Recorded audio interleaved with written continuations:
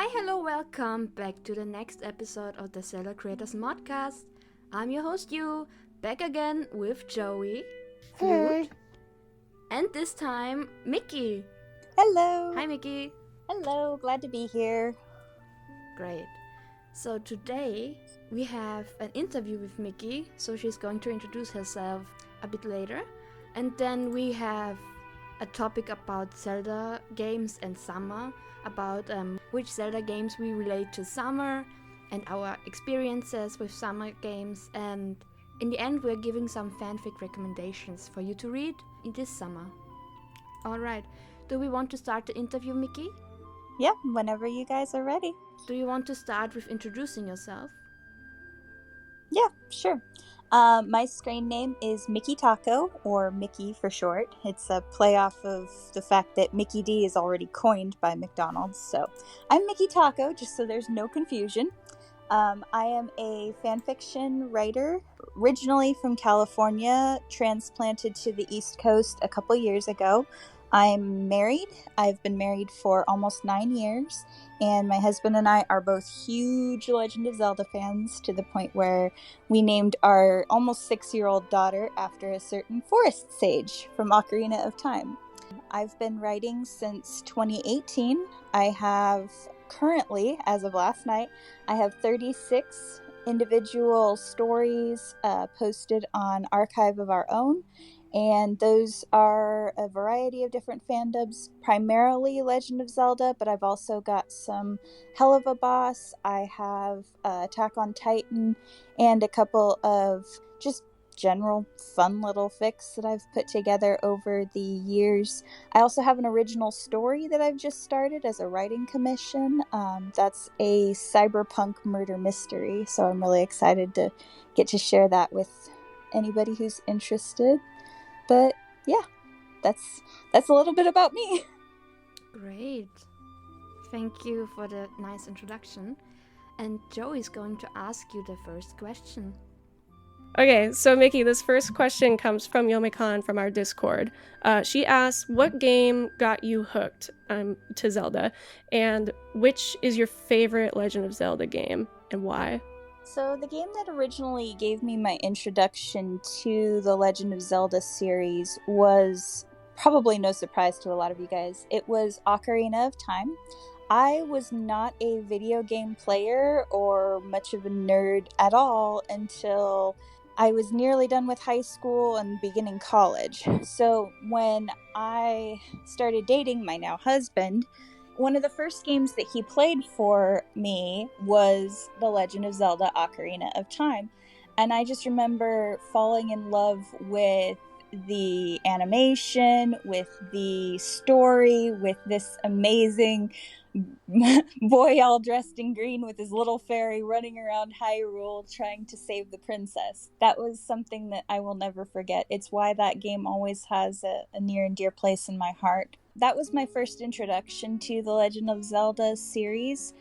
As far as my favorite game goes, I'm always going to go back to Breath of the Wild, simply because that's the game that I personally have played the most.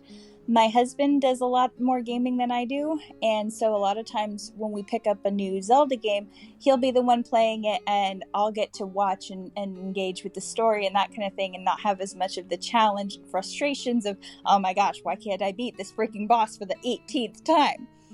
But with Breath of the Wild, when that one came out, I had recently had my daughter, and it was something that I could fully immerse myself into. I played hours and hours and hours of Breath of the Wild, both on Wii U and on Switch, running around Hyrule and gathering the shrines and finding the Koroks and going through this wholly immersive world. And it helped me cope with my depression. So because of that, I will keep going back to Breath of the Wild. It's the story that I have written the most stories about as well. It's got another spot really near and dear to my heart. Makes sense. Yeah, starting with the iconic Ocarina of Time. That's a classic. We love it. Yeah, we do love that one a lot. It's really been fun too, because recently we've been introducing our daughter to get to watch Ocarina of Time. And of course she knows her song. She's like, oh my gosh, Mommy, it's my song. It's my song. So when the Lost Wood theme plays, she gets really excited. That's adorable. Like, can we go play that game? I want to hear my song, Mommy. Yeah, thank you. And the next question is going to be read by Flute. When did you realize you loved to write? And what was your first intentional written project you completed?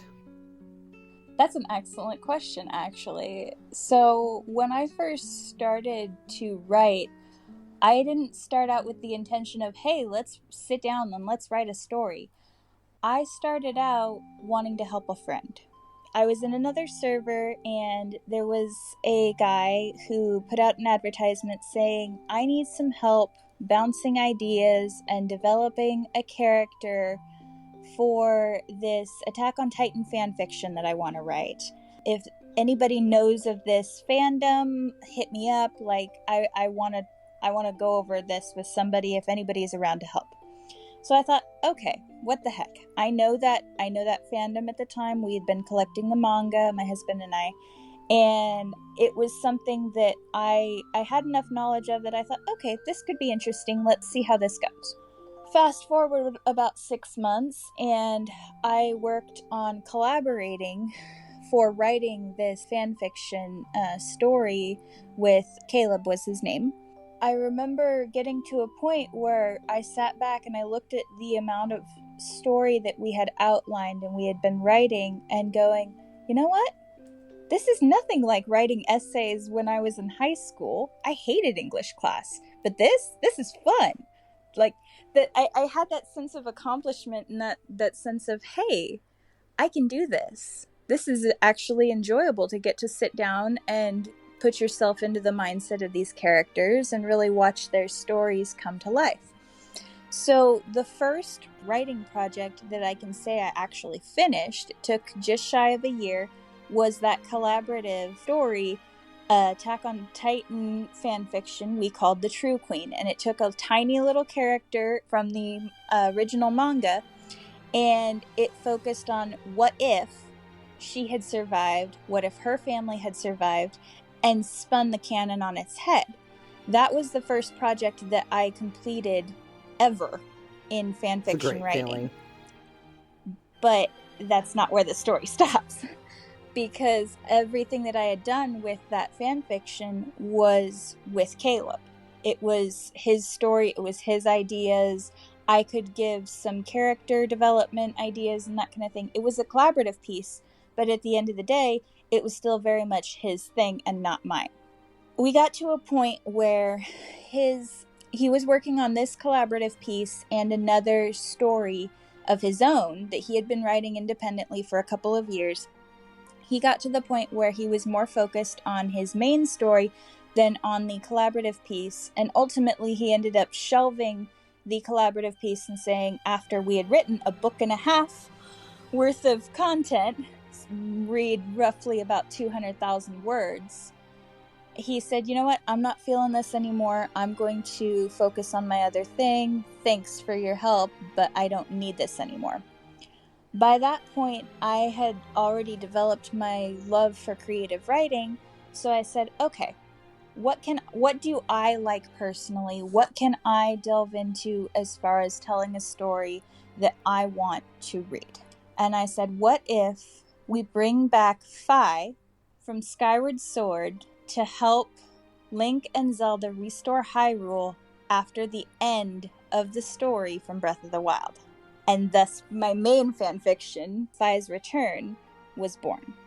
So I spent roughly a year working on outlining and then writing Fi's Return piece by piece and uploading it until we have 34 chapters completed and written and posted on Archive of Our Own and on fanfiction.net.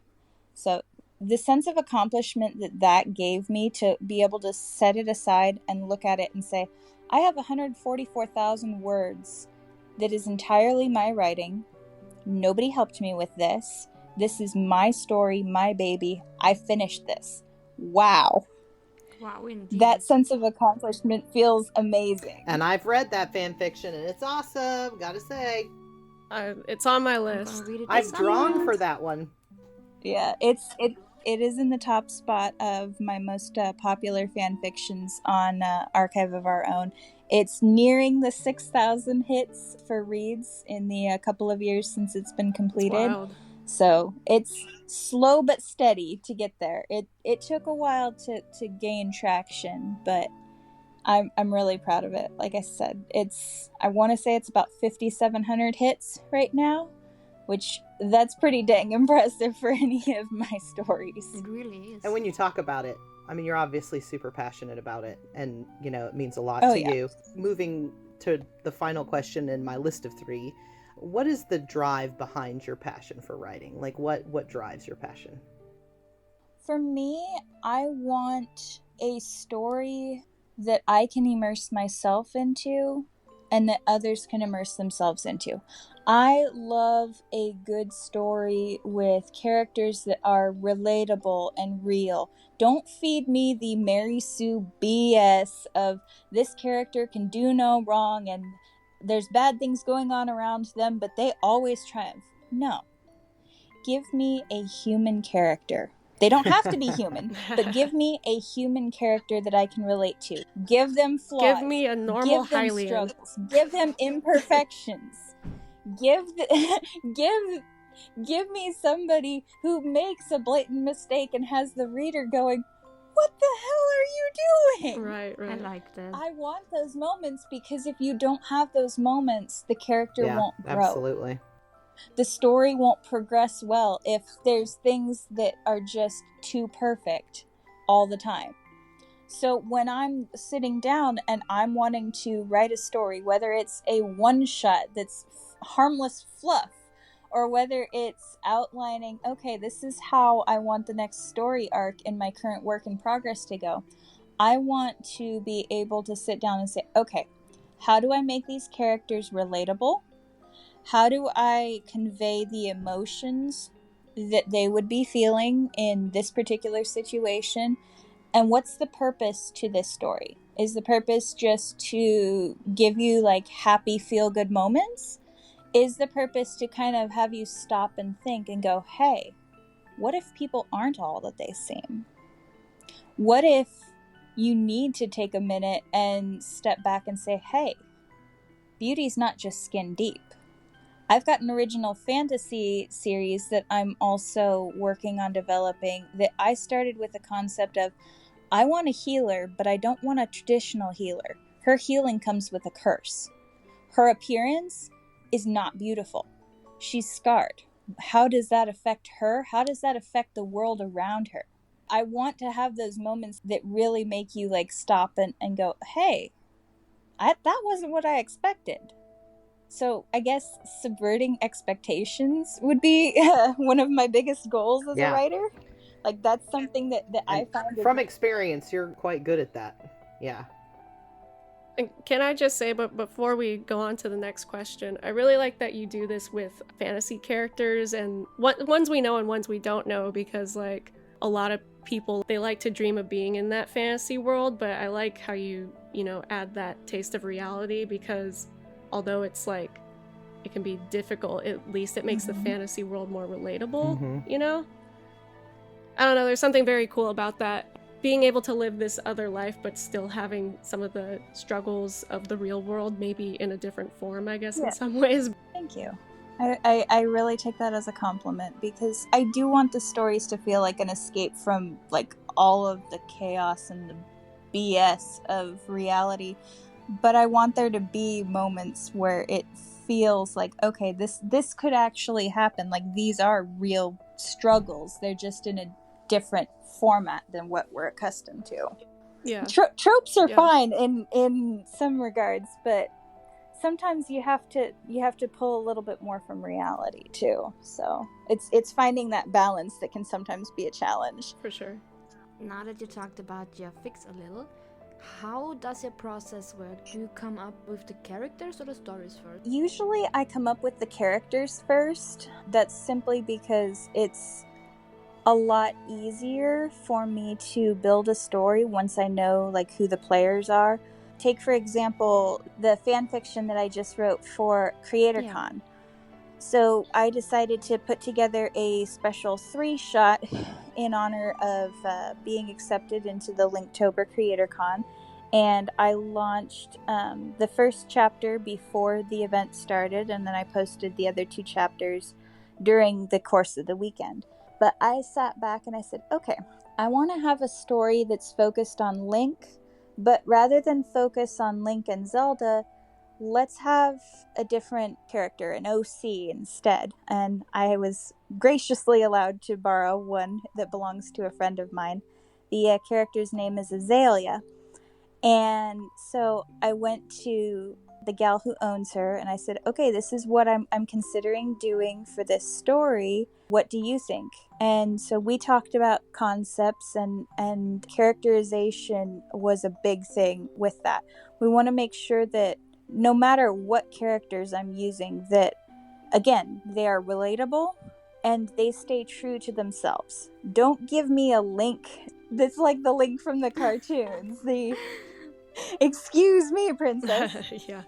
If it's focused on Breath of the Wild Link, like, no, like, let's make sure that these characters stay true to themselves, if that makes any sense. I get that. So making sure that I was capturing Azalea's sweetness and like her passion and her compassion, but making sure that I have those character traits that are most important for her at the outset, and then sitting down and going, okay, where am I starting with this story? What arcs do we want to see? What character plots and character growth do we need to see over the span of the story?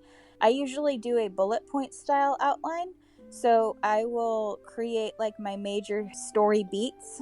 Okay, this is what's going to happen in arc 1. This is what's going to happen in arc 2, arc 3, and so on, especially with the multi-chapter fix. But with something smaller like the 3-shot, I sat down and I said, okay, here's what I'm going to have. These are the scenes that I need to have in chapter 1. We need to have this scene and this scene and this scene. Okay, chapter 2 is going to have this scene and that scene, and then we'll end off here. And then this is how chapter 3 is going to bring everything together. And once I've got that, then I feel like I can actually start to write, and I'm not going to be lost and going, hey, where am I supposed to go next? Like I'm doing with a certain work in progress.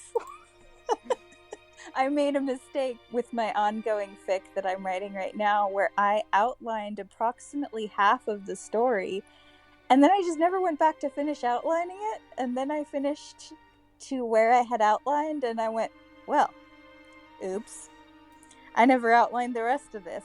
Guess I need to figure out where the rest of my story is going. Yeah.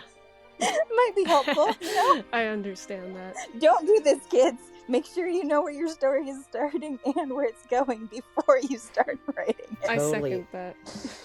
But you make mistakes and you learn and you carry on with life. Live and learn. The next question is asked by Joey. I think a lot of people shy away from OC shipping with like another known character because they're like, oh, we don't know this character. And I'm like, guys, when an OC is done right, I think they're the best things is having them interact with characters you know, because it's a completely new personality, a completely new character that is thrown into this world with a character that you do know. And I think what you do really well with your OCs communicating and like interacting with characters that you know is that you keep the characters we know like true to themselves, but like putting them in new situations. Because when you have them interacting with the same old characters all the time, then you just have to solely rely on new experiences rather than new relationships. I really enjoy how you make these characters interesting, these new characters, these OCs, and have them have personalities that would actually like challenge these other characters that we already know. With that in mind, the next question I had for you was, what is your inspiration behind your OCs, such as, Elodie and, of course, Faye, our beloved Faye, and other OCs you have? I'm just curious, like, how do you start those characters? What inspires you to make characters like these? I think it really depends on the character. So Like, for example, with Elodie, are you referring to my book character or to the Rito OC that you've drawn? I mean, because originally I started with the book character. Well, that's what's interesting about that is like it's kind of both, because it's like what inspired you to make the first version of the character, and then how would that become this new, Zelda Rito based character too? So with Elodie specifically, I already touched on it earlier, was that I wanted to start with a character from my fantasy series because I wanted to tell a story about an unconventional healer. A healer that she's got her own set of problems. Like, she's not just this perfect, everybody loves her, she's sweet and innocent. Don't get me wrong, I love that kind of character. That's Azalea. That's not this character. I wanted to create somebody that I could relate with. Somebody who's got a big heart and is compassionate toward others, but is very struggling. She's struggling in many ways. She loses her memory in the first part of the story. Like, spoiler alert, for my fantasy series, she loses her memory. She doesn't go by Elodie for very long. So with that, it was more, I came up with the concepts that I wanted to work from the fact that she's scarred, the fact that she's cursed, and the fact that she's trying to figure out her place in the world, knowing that she's going to be ostracized because of her looks. Knowing that every time she heals, she's taking on pain herself. That was the concept with her, and then it was just a matter of creating a world and a dynamic and a story that would allow me to explore that. With Faye, my beloved boy, originally I created him as a character for role-playing. I was in a different Legend of Zelda server, and a friend of mine was deciding that she was going to fix Linkle from Hyrule Warriors. Like, she loved the concept and design of Linkle originally with the 2 braids, but she didn't want a ditzy character. She wanted to have somebody with like a Sheikah background that would fit potentially in the Breath of the Wild universe. We were trying to decide, okay, where are we going to go with this for the sake of role-playing? If she's fixed Linkle, made her into Elle, this no-nonsense, not very emotional, badass type of character. So I said, okay, what if we give her a childhood friend that's half Gerudo, so he can have the red hair of the Gerudo, his mother's a Gerudo, give him 2 NPC parents from Breath of the Wild, and he can be the counterbalance to her lack of emotion. Like, she's very no-nonsense, very sarcastic, very doesn't show a lot to people unless they know her. All right, how about we have a stable boy, somebody who would work for the stable system, and have him be more flirty and romantic and be that counterbalance to Elle. That was where the concept for Faye began, and then it grew and it blossomed and it went from there. Developing OCs for me is a lot of fun, like to try and figure out like what would fit best for the scenario that I'm trying to make, and how can I give these characters depth and opportunities to have flaws as well as their strengths. Better yet, how can I use these strengths against them? Okay, Faye is really flirty and romantic. What if he's overly affected by something and it comes around and it bites him in the butt because it could bite him in the butt? Right. Like, things like that. Like, that's the kind of thing that I really enjoy when I've got a new character is, okay, what is the best way to bring this character to life and showcase their range of emotion, be it angry, happy, sad, romance, lack of romance. Like, how does that affect them, and how does that affect how they interact with other people around them? So, I don't know if that covered the question. No, I feel totally. like I'm babbling. I think it It satisfies my inquiries. I love listening to you talk about your OCs because I had the privilege of watching that role playing server, him and Elle organically develop through a role play, which is a much different way of storytelling than just telling a story yourself. You have that interactive piece, which is really fun to watch. And so I was going to say, agree with Joey in saying the way that you infuse other people's OCs into your works really allows for a new, fresh look at characters that we all have come to know and love, like Link. And so, what if Link met this fairy girl and she was really super sweet? What would you do then? That's sort of, I love that. What's your favorite thing about including other people's OCs like Azalea in your fan fictions?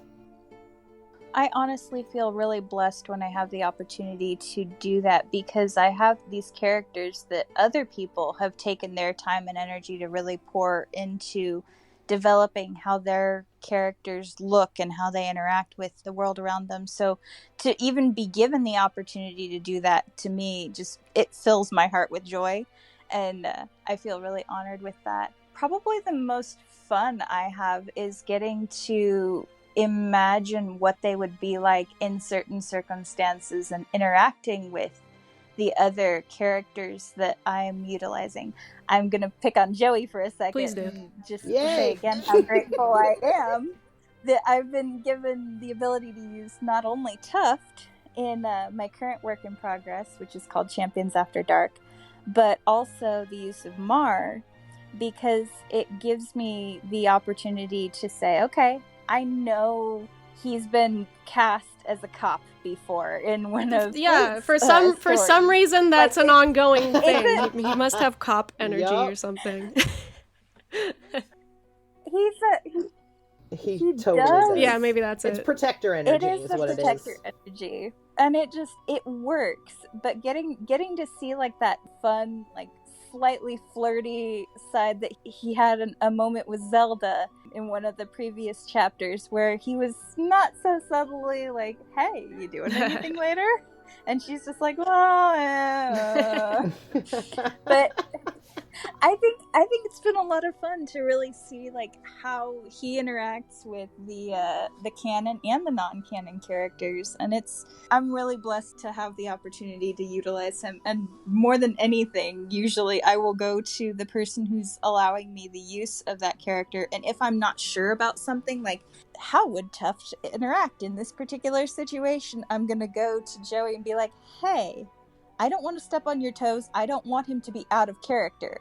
My biggest fear is having an OC out of character, because this is the way that you've designed him. Why would I twist him and make him something that he's totally not? Like, that's not my place. This is your character. I want to do him justice. I will often go to people that are lending me their OCs and be like, hey, is this okay? Because if it's not okay, tell me how it should be instead, and I'll adapt accordingly. It's the writer's version of draw this in your style, right? It's write this in your style. And it's so much fun to see someone else writing Tuft really well. That's what I was going to say. Yeah.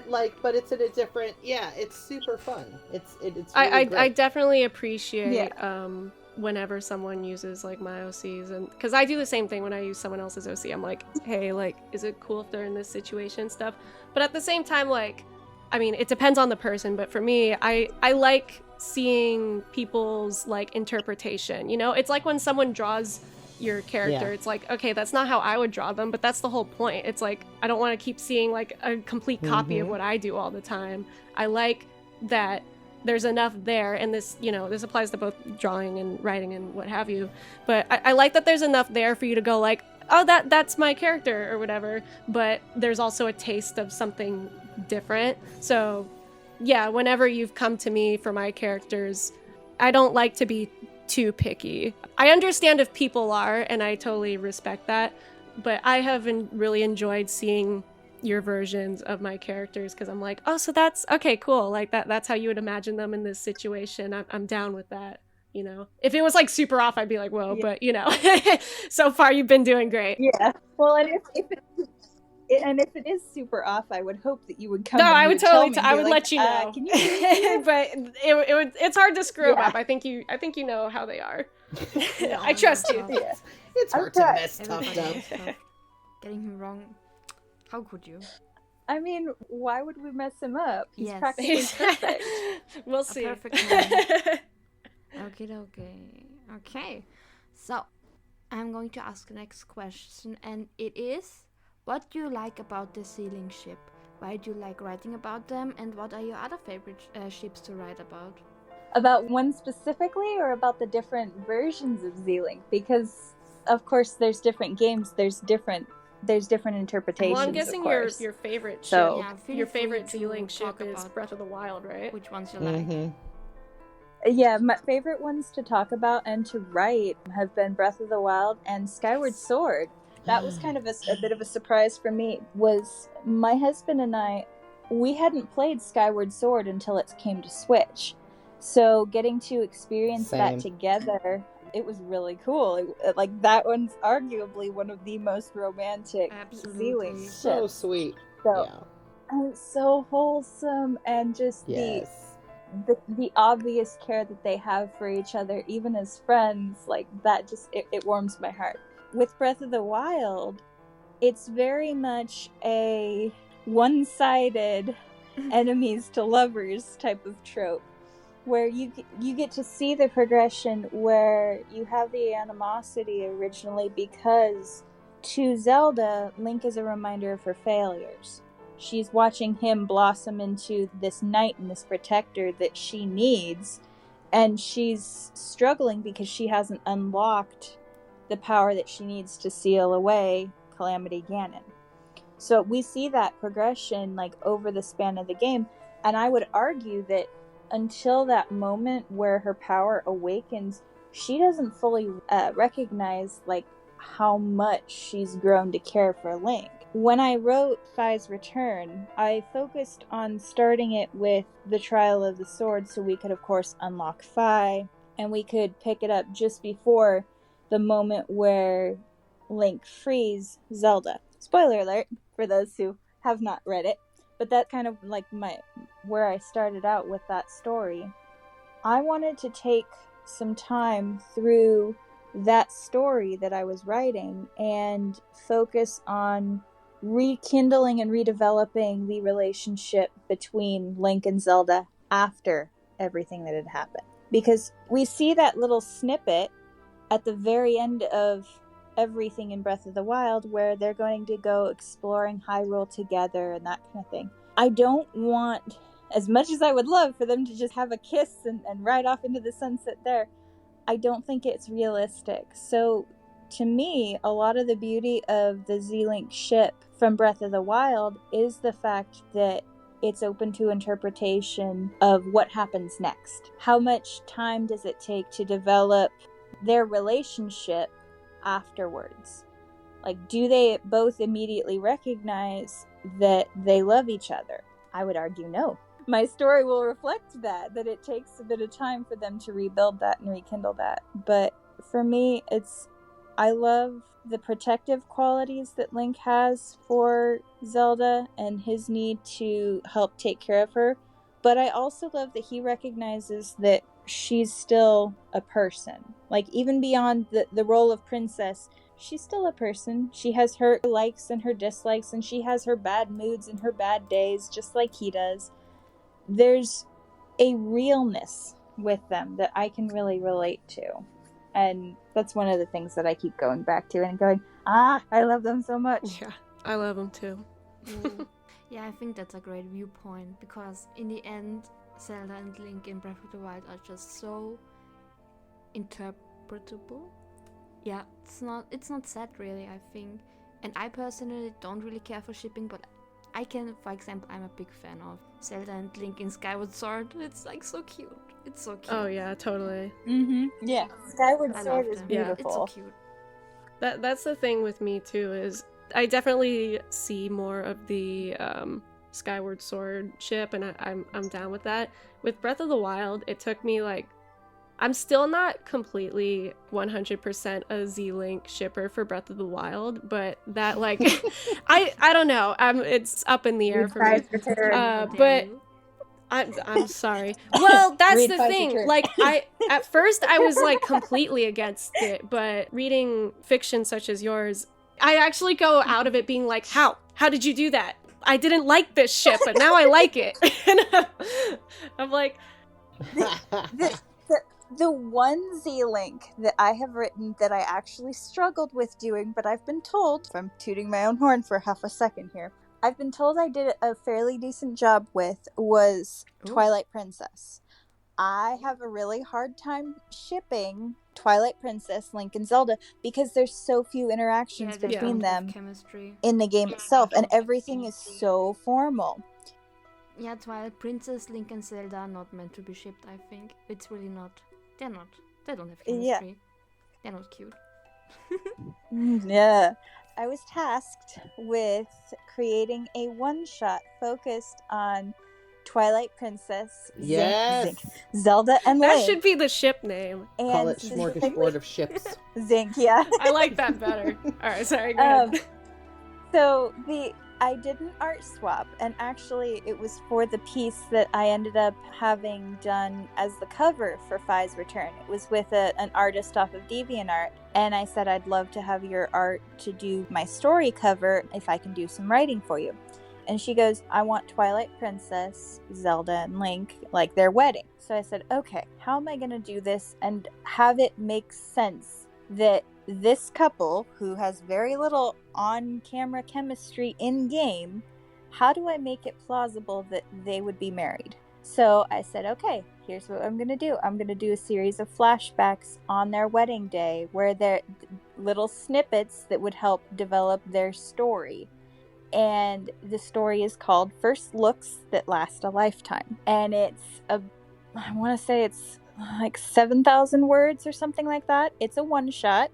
I ended up doing that and trying to take it in these little snippets of, okay, how many interactions would it take showing to develop any kind of chemistry that lasts between Link and Zelda? Because that Zelda is a lot more reserved.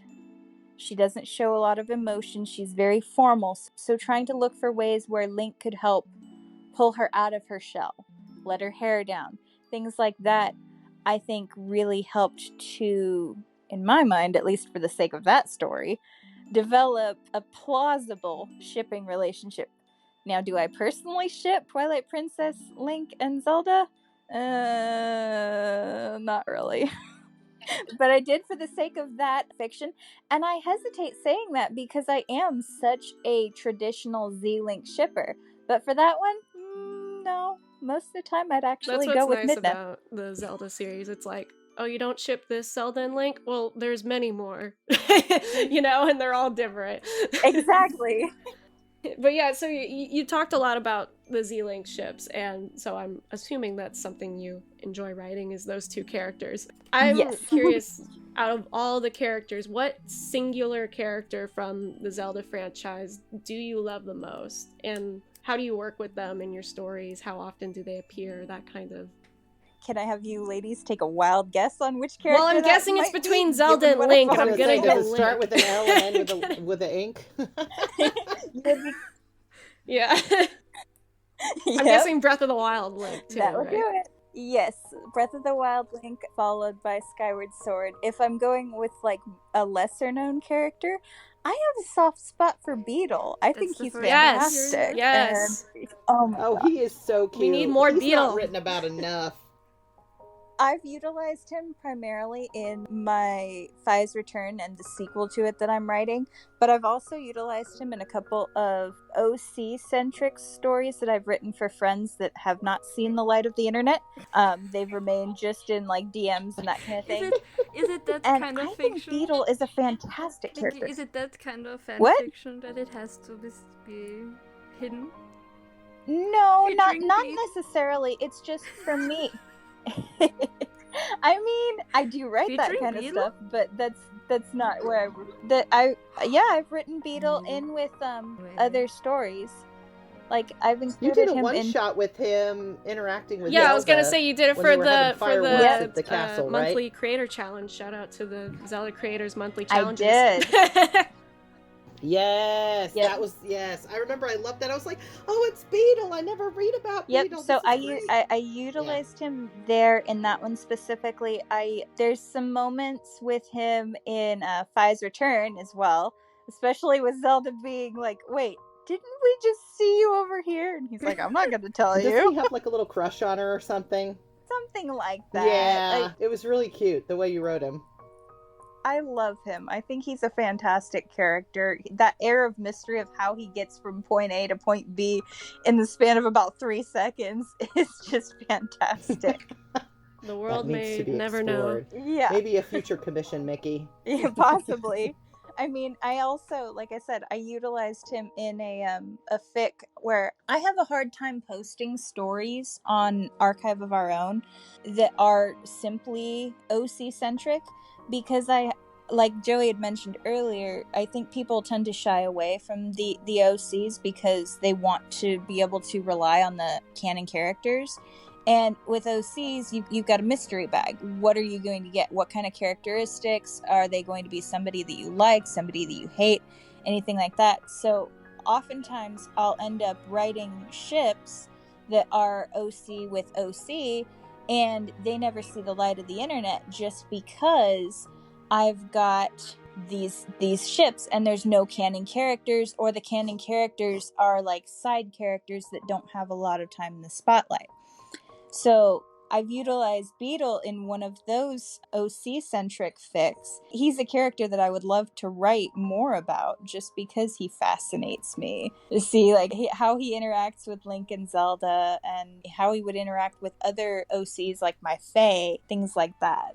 Are you ever gonna ship Beetle with anyone? Please. That I'm not sure about. I haven't put any thought into it because I look at the quips that he makes in Breath of the Wild, and he goes, yeah, my heart belongs to Hyrule, type of thing. So I'm like, well, maybe he's not meant to I'm be totally shipped. down for like just a Beetle adventure. It doesn't have to be a ship. I was just curious because I know you do a lot of ship stuff. So I'd be interested if there was someone there. But if not, I'm totally down for just like Beetle doing his thing, you know? That would be really fun to get to see. Or, alternatively, have a potential love interest until they figure out the secret to how he gets around so quickly, and he's like, nope. Yeah, and they break it off. This will never work. You can't question my business. Exactly. You can't. Exactly. I think that would be a lot of I'm down for fun. that. We're kind of nearing our end now, so kind of coming full circle, because obviously, you know, there's a lot of aspiring writers that are reading your works, and just reading in general, fan fiction, looking for inspiration. So what advice would you give to young aspiring writers? I will give the piece of advice that I found on the internet. It's circulated a lot through the author and writer friends that I have, and it's, you can edit a bad draft, you cannot edit a blank page. You have to keep writing. Keep writing, keep writing, keep writing. Even if it's garbage and you hate every second of it, write the sucker down. Right. Get it out on paper. You can go back later and edit. You can't edit it if the page remains blank. So, like for me, I love my fantasy series so much. I've spent a lot of time developing my characters and my world and my story for this. It's going to be a 3-part trilogy. I finished all of book 1. I have all of book 2 outlined, and I have most of book 3 outlined, and I have gotten about halfway through book 2 for the first draft, and I got blocked. And I haven't been able to continue working on it in at least 6 months at this point. And it frustrates me because I keep looking at it and going, I need to write this. I want to write this. I want to so badly to get past this scene, but if it's not emotional enough, this is a really pivotal scene in this story, I can't mess this up. That's what my brain is telling me. And then the other part of me is going, just write it and That's edit it later. excellent advice. It's advice I have to take for myself. That's excellent advice. just write it any out. kind of and if creator, you for need drawing and if you too. need to Because go back as an and- artist, just draw something. You can go back and fix it within reason. But like with writing, it's a little bit different. But yeah. Yeah. First drafts often suck. I find that it's a lot less pressure for me when I'm writing fan fiction, especially with characters that I know and love, than with writing my fantasy series. So a lot of what you'll see posted for my fan fictions, most of that doesn't get edited. I send it to my brother for a proofread, and he fixes any typos or continuity issues that he sees. But for the most part, he does his proofread, and I put it up on... if my first draft looked like your first drafts, like, I'd be some much better writer. Your first drafts are really good. Thank you. I'm also coming at it from the perspective of, I'm writing this to have fun. Like, if you're not having fun with what you're doing, what's the point of doing it? I have to remind myself of that when I start getting too, like, in my own head about the stories that I'm writing. Like, okay, is this a crappy story idea? Is this totally off the wall? Why am I writing Link with a fairy girl? Because you can. Why not? Exactly. That is all that matters. Because you can. Exactly. Who knows? Maybe at the end of the day, there'll be somebody else who goes, hey, I really like what you did with this. This was fun. It made me smile. Then I've done my job. Because if I'm getting enjoyment out of it, I'm hoping that other people will get enjoyment out of the stories that I'm writing also. Like, if I was just writing for me, I would be a lot more anxious and a lot more hesitant to share my stories. If I'm coming at it from the perspective of maybe there's somebody out there who will enjoy this and get something out of it too, then I find that I have better motivation and I can keep working at it. I have less moments of writer's block. Hey, that's how Zelda probably started. He was just like, hey, why not talk about this little kid with a sword? why not make a game about... Yeah, have him on a quest to save a princess. I would have loved to have been in that brainstorm meeting. Hey, I've got this idea for this. That would have been cool. Yeah, that would be fantastic. Do you have any plans for future project? The Beetlefic? Oh. You're asking the writer, do I have plans for future projects? Of course you have. I have a laundry list I could go down. How much time do we have? We're coming up on 1 hour. Your elevator pitch. Your elevator pitch. Yes. Okay. All right, let me see if I can summarize it down in the span of 30 to 40 seconds. So currently, my future and current plans are to finish the fantasy series. You guys will often hear, or if you're in the Zelda Creators Discord, you will see me posting about my Tales of Bear Breath series, which the first book is Chirurgeon. That's where Galena character is from. She's the girl with the lightning scars. It's a really, really good series, guys. It's so good. So I've got the goal to finish that in the next 18 months if all goes well, at least for first draft. My goal is publication at that point, so it's not currently posted anywhere. I've got a couple of trusted people that have gotten a chance to read it, but for the most part, I'm keeping the main bulk of the story close to the vest. Zelda-wise, I've got my current work in progress, Champions After Dark. I've got just over 2,700 views on that one, so my plans are to finish that story. I've got a couple of story ideas I'm kicking around with my Rito OC Elodie. She's based off of Galena, the healer from my book series. I've got the original series that I'm working on, also another commission. It's the cyberpunk murder mystery that I'm really excited about working on. That one's called Echoes of a Future Requiem, and it's posted on AO3. This is where I will shamelessly say I do take commissions. I'm most comfortable with the fandoms surrounding Legend of Zelda. I will discuss almost anything. I'm open to suggestions and ideas. I've got a My Little Pony fanfiction commission that I just received last night. I'm excited to poke around with. It's a My Little Pony and Dungeons and Dragons crossover, so that's always fun. Wow. Yeah. I'm hooked already. Well, it's taking the concept of the Ogres and Oubliettes episode where Discord is Dungeon Master and he's going with Big Mac and Spike. And Spike missays Dungeon Master at the end of one of their campaign nights and says Dungeon Manager. And so that starts this whole another series of, okay, well, what if instead of having this epic fantasy adventure, what if it's set in like an office? What if the manager is a dragon that you have to face this awful manager instead? I'm not gonna lie, that sounds really awesome. It does. That's the kind of off-the-wall silliness that I love to get the opportunity to try and write. I'm excited to see it. Since you're shouting out your commissions anyway, could you shout out your socials as we wrap up here? Because we got to find you and get your commissions going. Yeah, of course. I'm on Discord, MickeyTaco. I keep it simple. It's the same across all social media platforms. MickeyTaco on Discord, Coffee, Twitter, and Instagram. I'm most active, of course, on Discord and Instagram. I will occasionally forget to check my messages on Twitter, so definitely hit me up on Instagram or Discord if you're in the Zelda Creators server. Awesome. Thanks for coming, Mickey. Thank you. Your socials are going to be linked below, so then everybody Thank can find you. them. Links to the fics, links to their social media is all going to be down below. And before we move on, I want to announce that next episode we are going to interview Pixel Toad. So if you have any questions, go to server. We have a special chat there. It's called Zelda Creators Discussion. And maybe leave a question or two for Pixel for next episode. We move on with our Zelda summer discussions. What game reminds you most of summer? Of summer. It's kind of interesting if I may go first. So yes, you can go. I mean, in a way, all of them do, simply because growing up, that's the time you had to play games over summer, you know. Still is for me now, since I teach. Summer's still the time to to play the games more so.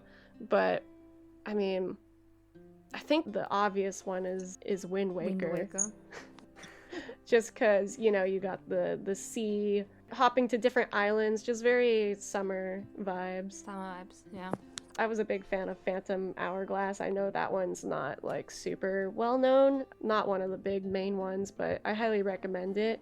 Similar idea, you go around in a boat, you have a map, you get to fill out the map. It's like it's weird to say it's an interactive game because of course a game is interactive, but interactive in a different kind of sense. And I recommend that one, especially for summer vibes.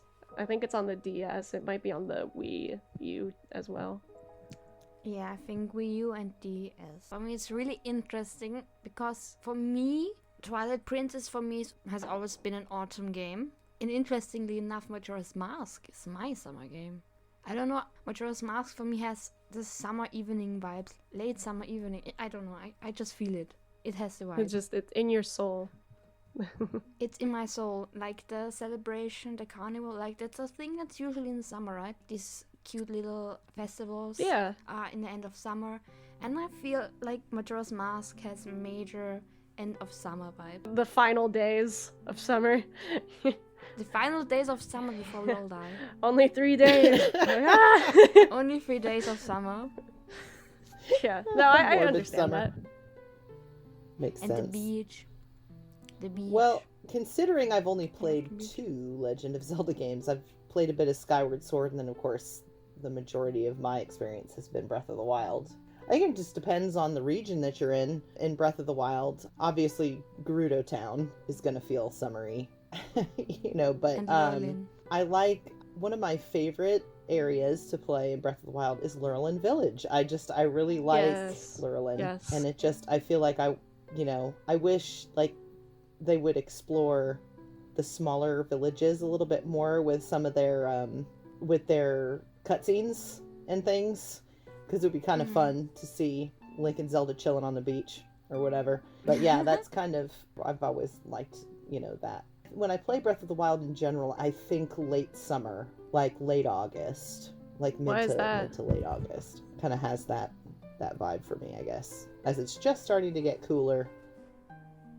Well, and I think if we're talking about Link and Zelda chilling on the beach, we would be remiss if we didn't touch on Link's Awakening. Even though the remaster Yes. came out in September, I'm from California originally, and September is still summer in a lot of respects. Like, there's still the heat. Yeah. Like, yes, kids Yes. are going back to school and that kind of thing, but it's still very much hot, summery beach weather. And Link's Awakening was, again, one of those games that I hadn't really delved into until they did the remastered version for Switch. And my husband got it, and we started playing it together. He started playing it, and I was watching and enjoying every second of it. But I think it's got like that really summery, beachy vibes to it. I mean, you've got the moments where they're looking out over the sea. Even the opening scenes for that, he's coming in off of the ocean. So that just automatically puts it in those really summery vibes. You're very correct, Mickey. Now that I think about it, Link's Awakening, it feels so warm. I think the island is a very warm place, like really sunny. You can smell the fresh grass. Yeah. It's a really summery game. It was one that kind of threw me off as far as Zelda games go, though, because you've got some of those enemies from the Mario games where you got like chain chomps and things like that. And I'm going, I thought this was a Zelda game. Yeah. What is this? I'm gonna say It's even a crossover. even Age of Calamity for me is I haven't played the other Hyrule Warriors, so I'm sure I would feel similarly about it, but I say Age of Calamity because over the summer I have a lot more time to play games with like my brother. So just like those more co-op games immediately gives me like summer vibes just because that's the time when I will play them. Whereas like other Zelda games, it's usually like late at night and I'm like, I can't go to sleep, I'm just gonna play something real quick, and it's usually like solo gaming time. So in that kind of sense I have played Age of Calamity. I guess I've played 3 games. But Oh yeah, there you go. But yeah. Oh, and Eventide Island, guys. Eventide Island has to be Yes. summer because you're running around in your frickin' skivvies. Yes. I mean, so it better be warm. skivvies. Absolutely. Best vacation island. So there you go. That one was a lot of fun. Like, I remember the first time I played through it, and my husband looked over at me and he's like, do you need help? Because there's a lot of times where I get really frustrated and I'm like, help me with this. Like, I don't understand the mechanics, or I've died for this nth time. Like, help me. And so I get out there and he looks over at me and he's like, do you want help? I'm like, no, you are not going to help me. I am going to do this by myself. And just that sense of accomplishment when you manage to get all those stupid little orbs onto the platforms. And I'm just imagining. Seriously. And you don't leave until you die. Like, you have to die in order to leave the island. I figured that out. Yeah, I had a funny experience with that, but I imagine in my own head as I'm going through this, I'm like, what would Link's attitude be as he's running around in his skivvies trying to get these orbs onto pedestals? Monsters are trying to kill him, and then, oh, by the way, it storms. How do you think his attitude is going to be? I wrote an entire chapter about Link and Zelda on Eventide Island. I did too. I did it as one of the one-shots. Actually, it was the first one-shot that I did after or while I was working on Fi's Return. It's called Lover's Island. And it's an ode to Eventide, where Link hadn't finished it before they went out on their honeymoon. Yep. Oh Same. my gosh. Oh, it's so fun. That was, I think, my most favorite chapter to write in my fan fiction was Eventide Island. The two of them. It was fun to read. Eventide is iconic. It is. But also, like, I feel Skyward Sword has like an early summer, like late spring, early summer vibe. Skyward Sword. I could see that. I think spring. I think and spring when I soft. think Skyward Sword, yeah. Yeah, late spring, early summer. That makes sense. Like, I feel that, yeah. warm, soft. Especially as you're exploring like the Faron Woods and that kind of thing. Like when you first get to the surface for that, it definitely has like those summery vibes. Yeah, and every single location on the surface in Skyward Sword is a warm place. Like a volcano, a desert, and a warm, sunny forest. I have one last question for each of you. Whoa, So, okay. Joey, what is in your opinion the hottest place in the Zelda series? The hottest place in the Zelda series? I mean, The hottest. As in In what way? temperature-wise, or- in temperature, please. I mean, like, if you have other ideas, Joey. well, you know, it go might be ahead. one and the same, you know, because Death Mountain's pretty hot, and so are the Gorons. Agreed. Honestly, you are very correct, Joey. I mean, yeah. Death Mountain. Which game? I feel like the Breath of the Wild one looks like it's the hottest one, just because the Yeah. Death Mountain there is like literally erupting, you know? Fair. My kids, they like to watch me start burning up whenever you land. When you get further in, like I was paragliding this one time and I just burst into flames and they're like, ha ha ha, you're gonna die. You know, like it's, yeah. Yep. Fun. If I had to choose like a kind of like different kind of hot, I would say the Farron Woods in Breath of the Wild looks really like moist, like it's humid there. Yeah, jungle. Yeah, like disgusting The hot. Yeah. humidity. Disgusting The hot. jungle hot. Mm-hmm. So, Flute, what is your hottest place? I mean, if we're talking literally hot, I would say Death Mountain. Well, now I learned the gotta hard know way. your other answer though. As in the figurative hot? Yeah, I gotta know the figurative hot answers. Oh, I'm gonna have to say Gerudo Town. I know what think- Use is gonna be. But yeah, Gerudo Town, yeah. Yeah, I'm gonna have to say Gerudo Town. I mean, they've That's got fair. all the good booze, man. No, just Yeah. They have that? booze. Isn't that the one quest where the lady you have to make Noble a, pursuit. I Yes. love that Yeah. one. the noble pursuit? Yep, that whole quest You're where not you allowed finally to get have out it. to the shrine and then there's a lady laying on it. And you're like, what? No, I really like Gerudo Town. I love how good that vibes, hot dude vibes. didn't have a mission for you. Like, the monk was just totally, like, hoping that girl would just lay right on top of the shrine. That was the- Like, how did he Yep. set, did he Waste set of my that up, or time. did he not set up any kind of thing, and then he just got lucky that this lady was, you're like, yeah, sure, that's the quest, I guess, he whatever. paid her off. He paid in noble pursuit. So, Mickey, what is your hottest place? Apart from Death Mountain, I would go with the Farron Woods, like especially around the Spring of Courage, like anywhere that there's going to be like standing water and a jungle. It's gonna be Mhm. hot. It's gonna be humid. I've experienced it firsthand. I'm not a fan, so that's the literal hottest place I would think, apart from Death Mountain. That's where all your electric enemies are too. Oh, electric and water now. I'm like, can we not?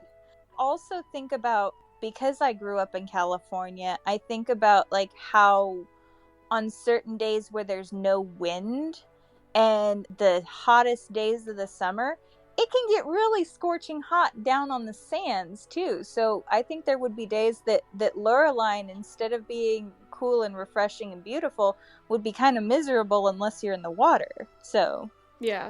that's another But thing. at least you have to Yeah, water. that's another thing too. But you got the ocean breeze, man. The ocean breeze. The ocean breeze. I want to like actually go back in the game now, and because you actually get like that temperature thing there, so I want to see like Yeah. if they actually marked Farron Woods as like hot. I'm kind of curious what the Hmm. temperature is there, what they put for that. Yeah. Joey's going to check and tell you next Yeah. episode. Oh yeah, we'll test it out, we'll let you guys know, or you can let us know in the comments if you already know this information. Yes, let us know in the comments which you think is the hottest place in the Zelda series. If you're a big Zelda nerd who knows the temperatures of every place, comment down below. Yes. I know exactly how far I can go toward Death Mountain before having to use an Yeah. elixir. Or the No, armor. that's Oh gosh. mhm. Yep. Can we talk for just half a second about how unattractive that armor is? And it's metal. Metal can. I go wear the pants sweet. sometimes. The pants are okay. You don't have to use. I don't like obscuring Link's face, so I never wear the helmet. But as long as Yeah. you're wearing the greaves and the cuirass, But it Sometimes I You're- do the opposite. I'll do the pants and the helmet, and I'll just go shirtless. But see, here's the thing. It's metal. If you put metal near something hot, the metal heats up. Why in God's name would you put a metal plate I'm over not too his sure about face? that. because That's it's yeah. magic. It's magic. It doesn't Maybe have to maybe make the sense. inside is like the elixir. They just soaked it with it. only possible explanation I have for it is like those welder's helmet that they use when things are super, super hot. But even then, they don't keep them on for very long if they can help it. So, Yeah. Well, and I think they're also lined. I just wish that once you found a Korok anywhere there, It would like burst the second flames. the second he comes out, it's just like poof, it just Yeah, I want to bursts know what into those flames. Koroks are on because I don't know how they're surviving. I think they're That's just like sadistic. spirits Yeah. of some sort, because only Yeah. certain people can see them. So I think it's just the illusion that they're made out of wood. That's my assumption. Yeah. That would be Like- the only thing that would make sense in that perspective, just because you're talking Yeah. about something that is so hot that anything normal would catch on fire. Yeah. I don't know. Those guys are whack. Even a whole person and not Yeah. wooden creatures. Were we gonna shout out some fan fictions? Yes. Let's do it. Who's first? Flute. Okay. I mean, besides the obvious, Mickey. And I pronounce it Fee. Sorry, Mickey. Ah! You are allowed to be wrong. So, but I think the first thing that got me hooked on Mickey's fanfics was Fee's Return. I liked how she set up the story, and so I was hooked. I think I blew an entire weekend and just, yeah, I did. I did almost nothing else. My kids did end up getting fed. I think I threw some food at them, but I just blew through the entire fic, and it was really, I know that a fiction is good when I just can't put it down. I also have been recently reading Zelda Elmo's stuff. She's in the server as well. I've read her fanfiction Stolen Kisses. Just recently drew a picture for it, and I love the way she writes Link as well. So those are my two biggies. And like, do comics count as fanfiction? If you're gonna say mine, then yes. I am. Yes. I was gonna say Joey's. I will second that. His writing is writing, right? So I really enjoy, and I've had the privilege of being able to see some behind the scenes writing from her comics, you know. And so I like the way Joey, that you put your concepts together. There's just a real certain finesse from taking prose and then putting it into visual format. I mean, that's something that I haven't learned how to do yet. I mean, I'm good at prose and I'm good at visual, but like moving from prose to visual, I totally suck. What is So the I have, word like, you're much saying? respect. Prose? What is Prose it? as in what? Like a story. Prose like is like a written out story. Shows how much versus- I know. Yeah, PROSE, prose. Oh, But okay, you're yeah. also a pro. Yeah. I got you. Joey didn't pay attention The in English class. The I know. opposite to poetry, which poetry is great, but to me, poetry is a Yeah. lot more difficult to write than prose. Well, I appreciate that, y'all. So those are mine. So, Joey, what are your recommendations? I want to do a specific one for Mickey since she is our guest this Thank time. you. You already like touched on it a bit, but if anyone wants a relatively like shorter read, but like still getting a lot across, like a very interesting concept, I do recommend that. Is it a one-off? I don't really know if it's a one-off, if it has three chapters. It's a but 3-shot. 3-shot, that's what you call it. Okay, cool. Yes, the 3-shot that you showed at CreatorCon, Linktober's CreatorCon. Yes. Oh, that was so good. It's called A Fairy for Link. A Fairy for Link, awesome. The second it got posted, I was Wholesome. just don't even look into it. Again, I just really like how, for all of you who are like afraid to read about an OC interacting with a new character, don't. It's the best stuff ever. Like it's so cool when done right. OCs can be the most interesting thing to happen to a character you already know about, because again, it's introducing a new type of relationship. And I think the specific OC that you have in that fic, Mickey, is she goes through like very similar but very different scenarios. I won't spoil anything, but she has some similarities and differences to Link that make it very interesting and actually really complicate Link's situation and his emotions and everything like that. So if you need like a quick read to get yourself into the OC ship with another character, or just like a relationship with another character, I recommend that one. Otherwise, in general, and I'm just kind of shouting out our server right now, but we do monthly creator challenges where Yes. we give people a challenge to create something specific, like going with specific guidelines and things. It's a challenge for all sorts of creators, and that includes writing. And we have so many talented, awesome creators of all sorts, including writers who work with these challenges, and I feel like those should get a lot more attention. We have amazing poets, we have amazing short story or long story, and I think seeing those, everyone's takes on those challenges that we give is just super interesting. So follow our Discord if you haven't already, Zelda Creators. Check out all those fics and everything else we have. That's my recommendation. I will second that with the challenges. I know I'm disappointed at this point that I have too much on my plate to regularly commit to doing the writing challenges, but like we touched on earlier with the story that I got to have Beetle interacting with Zelda and Link and such, it gives you an opportunity to take these prompts and create stories that you may not ordinarily have thought of on your own, which I think is really cool. So, highly recommend that if you guys are so inclined. And I guess I should probably dive into my recommendations. Yeah, please do. If I could promote myself for just half a second more, Phi's Return is do it. My most popular fan fiction at this point. I do really love that. If you're looking for something different but a little bit more edgy and like adult themed, I have Champions After Dark. I will say mind the content warnings on that one if you are so inclined. Beyond that, I really do love A Fairy for Link. I need to give a special shout out to Azazel on Instagram and Twitter. She's the one who owns Azalea, the OC that I was privileged enough to use in A Fairy for Link. I'm very, very thankful for her use of Azalea and for creating the fantastic character of Azalea. Beyond that, Flute's got a couple of fun fan fictions up on Wattpad. I was gonna say those, So I forgot to mention. Yeah. Fallback Plan was where she started. I was privileged enough to help to get to run some ideas with her and help create an original character name and such for that. So check that one out. I've got a soft spot in my heart for that particular fic. So Fallback Plan.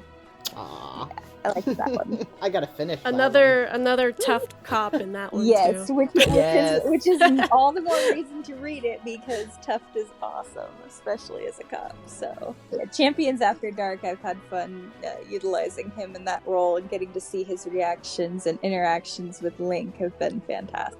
My goal now is to get him to become a cop in as many fics as possible. Yes. We will make it happen. One way or another. Yeah.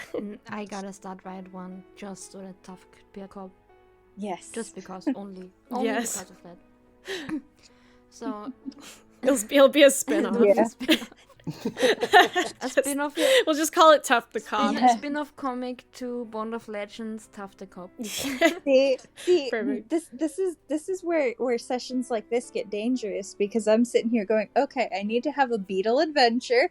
I need to write a story focused on Tuft as a cop and like tell like a short story from his perspective. Put that one at the end of your list. I want to see Beetle first. Okay. Yeah, But yeah. I'm writing. Beetle is I'm priority. adding both of them to my list. Beetle supremacy. So, yeah, I have also one recommendation, and it's from Flute. Aw. And I think it's a side story, right? Which one? The one Which with one? Sidon. Oh, The one you that's showed part me. of the Zealand The one- Chronicles. Yes. Yes.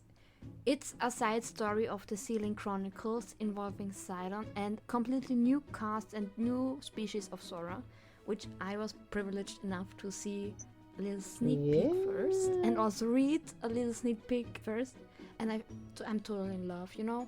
Everything Sora, I'm always 100% down for it, especially with Sidon, and I think you all should read it too. I think it's not done yet, right?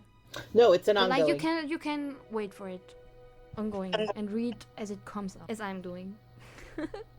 It also has a lot of great art. in Yes. it. Yes, I love it's an illustration / fan fiction collab with 3 other ladies and myself. So there's lots of good side-on Yeah. content in the last couple of Yeah. chapters. Yeah. Sorry. Yeah. We are I'm sorry, planning. I'm so we are excited. planning a royal wedding for Sidon, like Yeah. in the future. You know so what? I'm sure Amazing. I'll have you on the panel for that. That new Zora place might be one of the hottest places. Oh yeah, Arcadia. Yeah, there we go. Yeah. Absolutely. All of our recommendations are also going to be linked down below at the very bottom. You can find the thick links. I think that was our 3rd episode. Thank you everybody for Woohoo! watching, listening. And we're going to interview Pixel for our next episode. Make sure to ask some questions for him. And don't forget to subscribe, leave a comment, like, and